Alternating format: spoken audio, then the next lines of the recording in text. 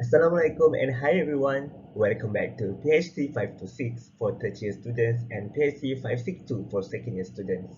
Finally, this is the last lecture for this course and today we will cover the clinical application of the drugs affecting the central nervous systems.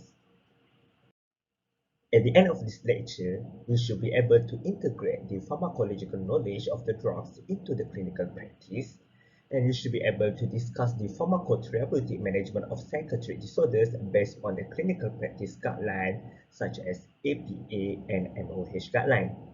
You should be able to identify the possible and actual drug-related problems in the management of psychiatric disorders. Let's recap back what you have learned previously in this course. You have been introduced of various pharmacological classes of drugs that used to treat neurological disorders such as epilepsy, Alzheimer's disease, and Parkinson's disease. You also been introduced the drugs to treat the psychiatric disorders such as insomnia, anxiety, depressions, bipolar disorder, and schizophrenia. Besides that, anesthetic, painkiller, and substance that may lead to abuse also been covered in this course. Let's see the chart here. You can see in the graph here, it's shown that Malaysia is the higher prevalence of depressive disorders among Asian countries in the year of 2017. And now it can be worsened due to the current scenario of pandemic COVID-19 that affects worldwide.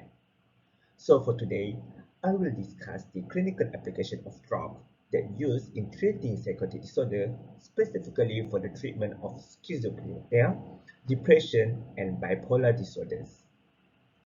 The table here shows the basic summary of pharmacological classes of drugs that used in treating psychiatric disorders.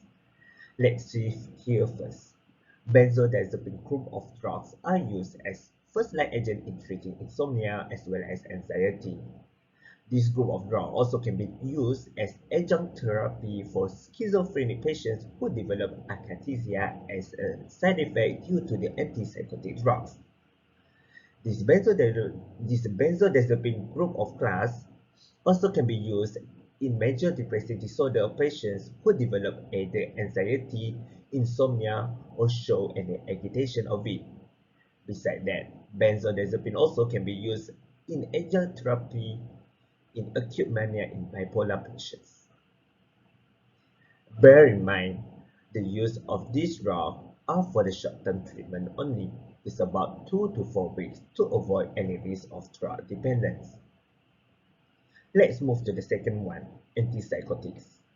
Antipsychotic is used as first-line agent in schizophrenia, except for clozapine, which we will discuss later in the next video. Antipsychotics of drugs also can be used as first-line agent in bipolar disorder as well as to treat major depressive disorder with psychotic features. Antidepressant drugs such as SSRI, SNRI, TM, MAOI, TCA, and atypical antidepressants can be used as a first-line agent to treat the depressions. Besides that, SSRI and bupropion can be used as adjunct therapy in acute bipolar depression. Lithium, valproate, and carbamazepine are the gold standard which act as a mood stabilizer in treating the bipolar disorder. Before we go further on the clinical application of these drugs, I would love to introduce you guys about the pharmaceutical care. As a pharmacist, our role has been evolved from product-oriented such as dispensing of medications to more patient-focused services or also called as pharmaceutical care. We need to collaborate with the doctors, patients, and their family members, as well as other members of the healthcare team in designing, implementing, and monitoring a therapeutic plan that will produce desired specific outcome. In this pharmaceutical care, we need to identify any drug-related problems or pharmaceutical care issue, and we need to give resolution or do some preventions. Drug-related problems, or also known as DRPs, are defined as problems in the pharmacotherapy of the individual patients that actually or potentially interfere with desired health outcomes.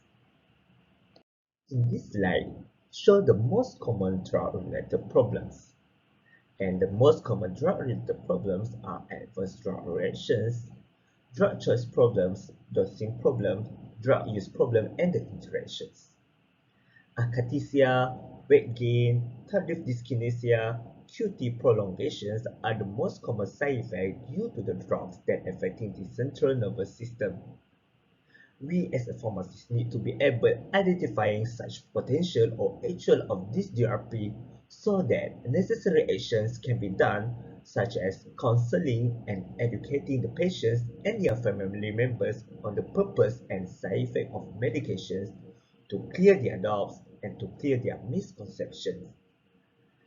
This will lead to better understanding and better medication adherence of the patients. Thus, we need to actively collaborate with the doctors to provide the best treatment to the patients according to their health profile and health condition, especially to avoid any potential of drug interactions which may lead to insufficient response or treatment failure. Pharmacists can act as a safety net to prevent or minimize any potential medications errors.